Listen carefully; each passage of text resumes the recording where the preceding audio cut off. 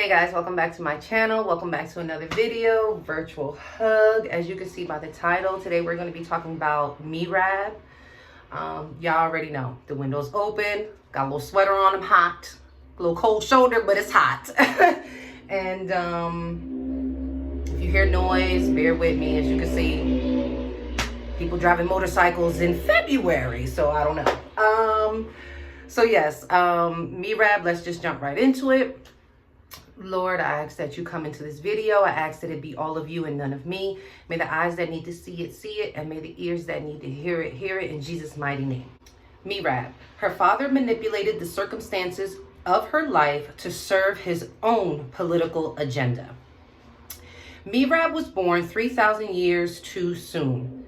If she'd come of age in today's royalty-obsessed, tabloid-saturated culture, she might have been a rock star. She was, after all, the very first princess of Israel. Imagine the hype, the paparazzi, the global interest, imagine the hype, the paparazzi, the global interest that would have accompanied her every move. Alas, it was MERAB's fate to be born during the patriarchy of ancient Israel, to a violently unstable father who answered to no one for his actions, no matter how hurtful, misguided, or insane they may have been. MERAB was a prize in her father's eyes, quite literally. King Saul dangled her like a carrot in front of his political allies and foes alike. MERAB learned from an early age that the prospect of marrying the king's daughter could inspire men to do her father's bidding. Not that MERAB had any say in the matter. The question of whether she wanted to marry one of her father's associates was never considered. When she learned that she was promised to David, MERAB likely saw it as a best-case scenario. The handsome young shepherd had made quite a name for himself as a warrior since killing the giant Goliath. Some even speculated that one day David would succeed Saul as king, which he did. Perhaps MERAB allowed herself to dream about life as a king's wife, about gaining some measure of control over her life. If so, her dreams were short-lived. Ever unpredictable, King Saul changed his mind and gave MERAB to someone named Adriel of Meholah.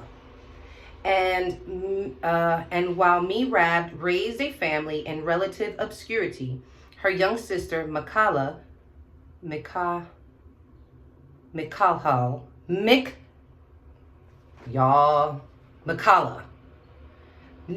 married David and became the wife of a king. A rough life, you say? Buckle up, it gets rougher. When David finally ascended to the throne, one of his first tasks was to deal with the fallout from Saul's years of treachery and bloodshed. In the process, David made some horrific concessions to those Saul had persecuted. The Gibeonites sought revenge for their people, whom Saul had tried to annihilate, whom Saul had tried to annihilate despite Israel's promise not to harm them. To appease the people of Gibeon, David handed over 7 of Saul's descendants to be put to death. Among them were 5 sons of MERAB. That's just deep. A tragic coda to a sad life. That's a lot. Life lesson. Because God is a parent who will never break his promises or disappoint you, you can trust that he knows what the best direction for your life is. Y'all, this is why I was saying, like, I don't know if it was the last video or the video prior. You just got to put your full trust in God. You're going to go through ups. You're going to go through downs. But believe me, like, it's going to be all worth it in the end. And, you know, truth be told, like I was saying before, we get ourselves in some situations and we get all knotted up and bound up. that God has to unknot and unbound you. And if it hurt to get knotted, you don't think it's going to hurt to get unknotted, right? So it's like, in this particular situation, her father definitely was using her as a tool, right? Instead of looking at her as a human being.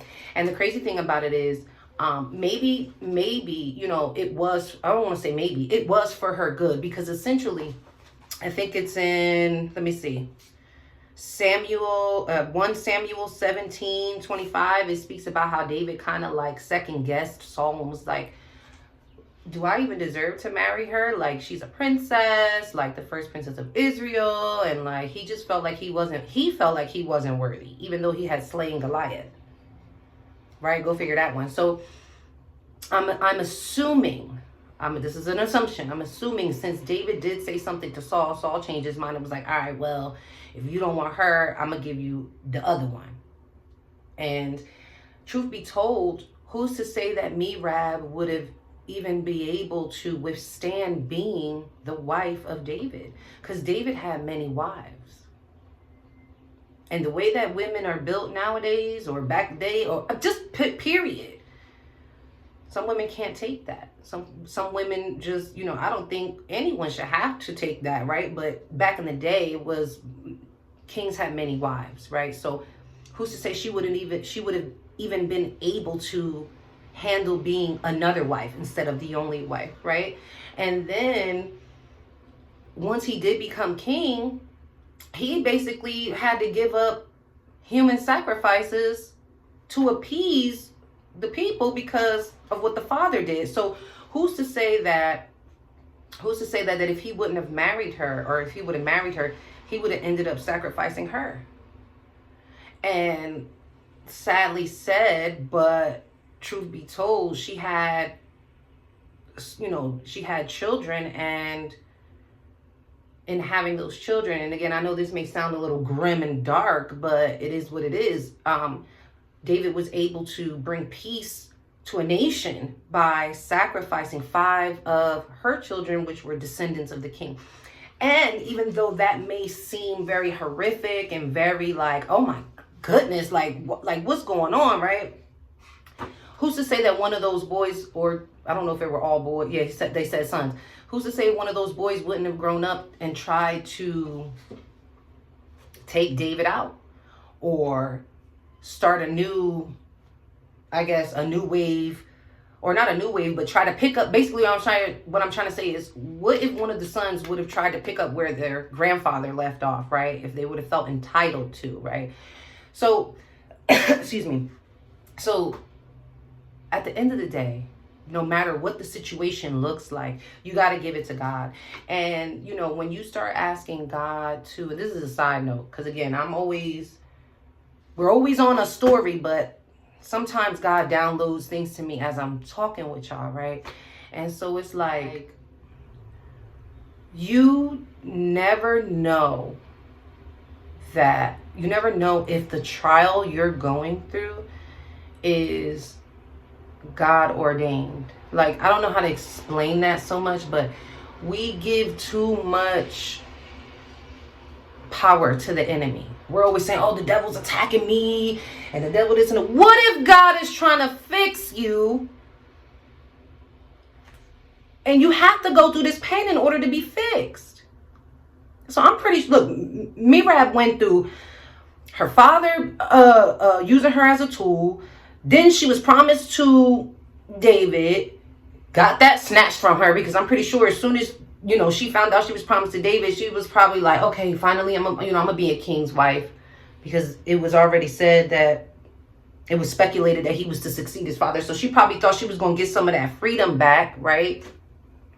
And who's to say, and this is another side note, who's to say that her being so locked down and used as such didn't prevent her from becoming wicked and evil like her father? Because she was already experiencing the wicked and the evilness. So it's really hard for me to put in words, but we're giving too much power to the enemy. The enemy cannot do nothing to you if he don't get permission. He has to get permission. He has to ask. The demons have to ask, right? And, and here she is, and all of these things are happening to her, but it really was a blessing, because she was able to have children to meet the requirements that David needed to hand off some people to bring peace to the nation, right? Not only that, she did experience love. She did get married. She did have a husband. And again, back to what I was saying about her, she probably, when she found out she probably was going to marry David, she started like, oh, I'm going to have freedom. I'm going to be able to do this, and I'm going to be able to da-da-da-da-da-da. But truth be told, maybe that wasn't her portion. And it is what it is. And sometimes we have to really be okay with what God places in front of us, because it's for the greater good. We are not on this earth alone, and we are not living our lives only for ourselves. And that's why all of these things about following your heart, and I don't like the follow your heart statement at all, because Jesus never said that. Jesus said, follow me. Your heart is going to lead you to darkness. Your flesh is going to lead you to darkness. I've been there.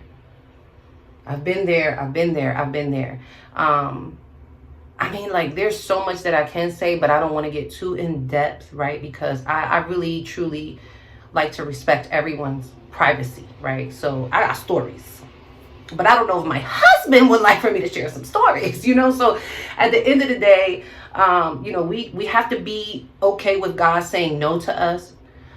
We have to be okay with what God gives us. We have to be grateful, and just know that as long as you're obedient and you stay in your word and you follow his commands and you spread the gospel the best that you can, you use your talents, and you try to live a righteous life as much as possible, God sees you. He sees that, and you will gain your inheritance. And I feel like I'm all over this.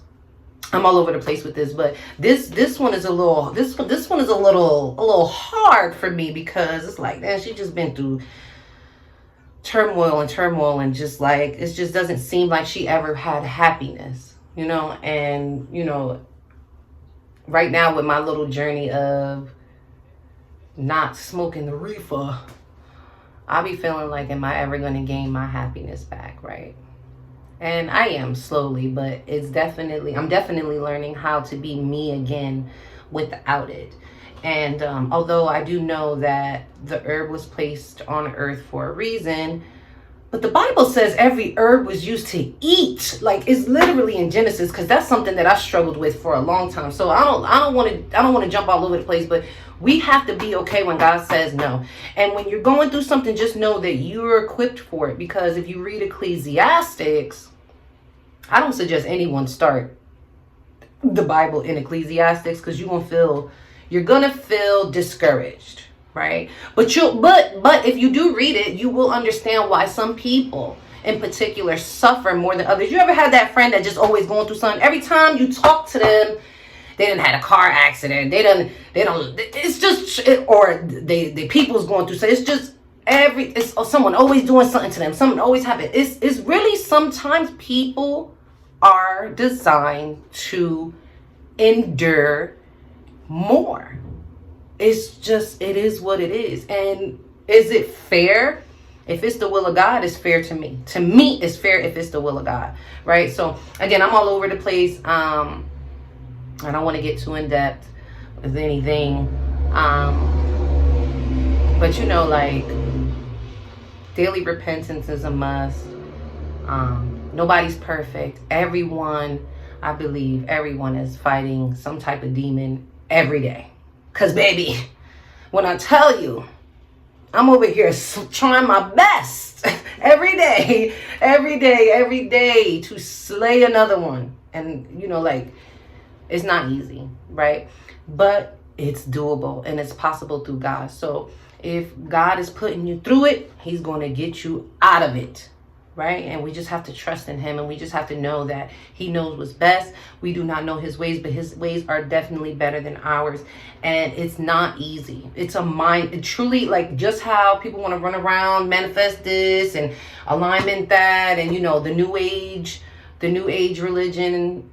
Like, there is a trick to it, right? Because it's a mind conditioning thing, right? So if your mind has been conditioned to be in survival mode, or if you tricked yourself into thinking that you're one thing And that's not what God has for you. It's going to take time for you to recondition your mind, especially if you got the demons chasing you, you got the Jezebel spirit, you got the, the deadly sins. Like, those are all things that everyone deals with, right? But only through time and reading your word, reconditioning your mind, shifting your perspective, understanding that his ways we don't understand, but we can learn, and that they're better, right?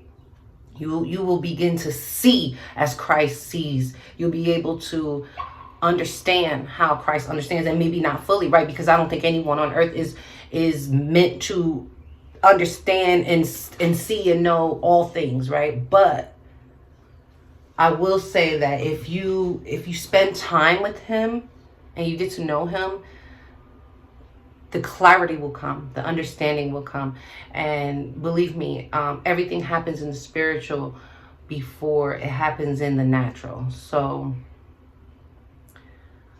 all I can say is just take it to God. And I didn't hear them mention one time that she took it to God. Had she had took it to God, maybe our circumstances would have been different, right? But I truly feel, again, that even if you are on the wrong path, God is going to keep nudging and tapping on you. He is. And he going to try to save your soul. Period. Okay? Anyway, y'all already know what time it is. Another virtual hug. I love me some y'all. Make sure to like, share, comment, subscribe. I hope this video helps someone today. Sorry if I was all over the place, but y'all, sometimes I be exhausted. That last video I did brought tears. It kind of like drained me. And I just was like, oh God, like sometimes this is really draining because, I've experienced a lot personally. And so trying to share and get people to understand, like, I'm not holier than thou. I'm a spotted sheep, just like the rest, right? A little psychedelic lamb, but God loves me regardless, and he loves you too. So with that being said, I hope this video helps someone. I hope you help someone today. Share it with someone you may think it'll help. Make sure to like, share, comment, subscribe, hit the notification bell so that way you know when I post, and I'll see you in the next one.